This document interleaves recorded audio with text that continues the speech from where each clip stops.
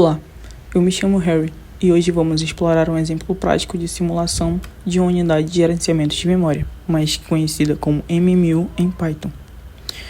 Nesta explicação, visamos entender como a MMU interage com a memória RAM e como isso seria implementado em código.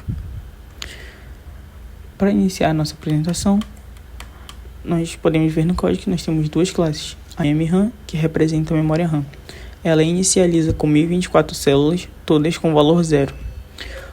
E logo aqui embaixo temos os métodos para leitura e escrita. E temos a classe MMU, que representa a unidade de gerenciamento de memória. Ela inicializa como uma instância da memória RAM. E logo aqui embaixo vemos os métodos para ler e escrever na memória. Agora eu vou falar um pouco sobre as funcionalidades dessas duas classes. Aqui na MMU temos o definite, que inicializa a MMU como uma instância da memória RAM. Temos o readMar, que lê o valor na posição da memória especificada. E temos o writeMar e o MBR, que escreve o valor na posição de memória especificada. Descendo agora para a classe memória RAM, temos o definite, que vai inicializar a memória RAM com 1024 células.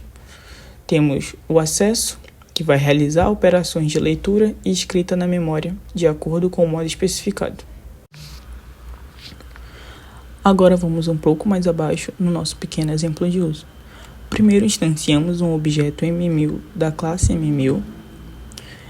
Escrevemos valores em diferentes posições de memória usando o método write. Logo aqui abaixo, lemos um valor específico na posição de memória 31 usando o método read.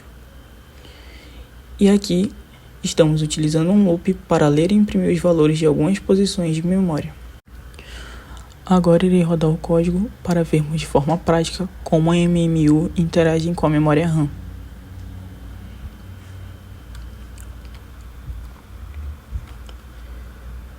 Aqui no início do que foi rodado no terminal, podemos ver o número específico que nós imprimimos usando o método read, que foi na posição 31. Logo abaixo podemos ver os valores que foram gerados pelo loop, que foi feito no código logo assim. Concluindo, a simulação do MMU nos permite entender como os sistemas computacionais interagem com a memória. Este exemplo prático em Python demonstrou como a MMU pode ser implementada e utilizada para acessar a nossa memória RAM. Esta compreensão é fundamental para o desenvolvimento e entendimento de sistemas de computação mais complexos. Esta foi minha apresentação prática de uma simulação de unidade de gerenciamento de memória em Python. Muito obrigado por assistir até aqui.